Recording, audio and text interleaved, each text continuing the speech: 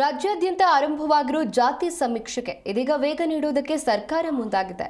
ಕೊಟ್ಟ ಟೈಮ್ ಬ್ಯಾಂಡ್ನಲ್ಲಿ ಮುಗಿಸಬೇಕು ಅಂತ ಗಡುವು ಕೊಟ್ಟಿರೋ ಸಿಎಂ ನಿನ್ನೆ ಜಿಲ್ಲಾಧಿಕಾರಿಗಳ ಜೊತೆ ಸಭೆಯನ್ನು ಕೂಡ ನಡೆಸಿದ್ರು.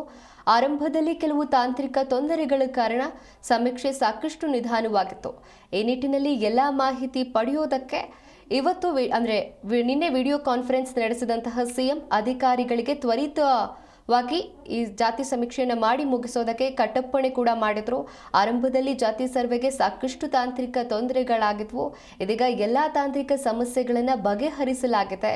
ಸೊ ಹಾಗಾಗಿ ನಿನ್ನೆಯಿಂದಲೇ ಸಮೀಕ್ಷೆ ಕಾರ್ಯವನ್ನು ಚುರುಕುಗೊಳಿಸೋದಕ್ಕೆ ಎಲ್ಲ ಜಿಲ್ಲಾಧಿಕಾರಿಗಳು ಕ್ರಮ ಕೈಗೊಳ್ಳಬೇಕು ಅಂತ ಸೂಚನೆ ನೀಡಿದ್ದೇನೆ ಅಂತ ಸಿಎಂ ಕೂಡ ಹೇಳಿದ್ದಾರೆ. ಸಮೀಕ್ಷೆ ಕಾರ್ಯಕ್ಕೆ ಯಾವುದೇ ತಾಂತ್ರಿಕ ತೊಂದರೆಗಳು ಉಂಟಾಗದಂತೆ ಎಚ್ಚರಿಕೆ ವಹಿಸಬೇಕು.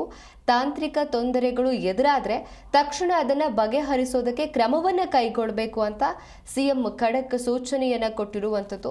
ನೋಡಿ, ಇದಾಗಲೇ ರಾಜ್ಯದಲ್ಲಿ ಒಟ್ಟು 1,43,81,702 ಕುಟುಂಬಗಳ ಸಮೀಕ್ಷೆ ನಡೆಸಬೇಕಾಗಿದೆ. ಇದುವರೆಗೆ 2,76,016 ಕುಟುಂಬಗಳ ಸಮೀಕ್ಷೆಯಾಗಿದೆ.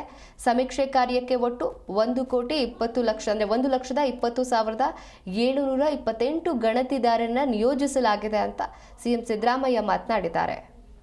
90ಕ್ಕಿಂತ ಹೆಚ್ಚು % ಪರಿಹಾರ ಆಗಿದ್ದಾವೆ.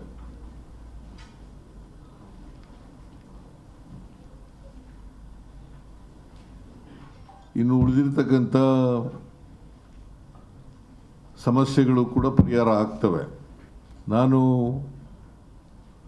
ಕಮಿಷನ್ನವ್ರಿಗೂ ಕೂಡ ಹೇಳಿದ್ದೀನಿ,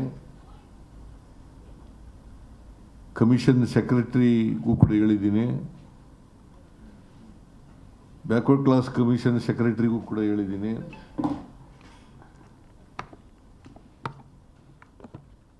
ಏನೇನು ತೊಡಕುಗಳಿದ್ದಾವೆ ಆ ತೊಡಕುಗಳನ್ನೆಲ್ಲ ಕೂಡಲೇ ನಿವಾರಣೆ ಮಾಡಬೇಕು.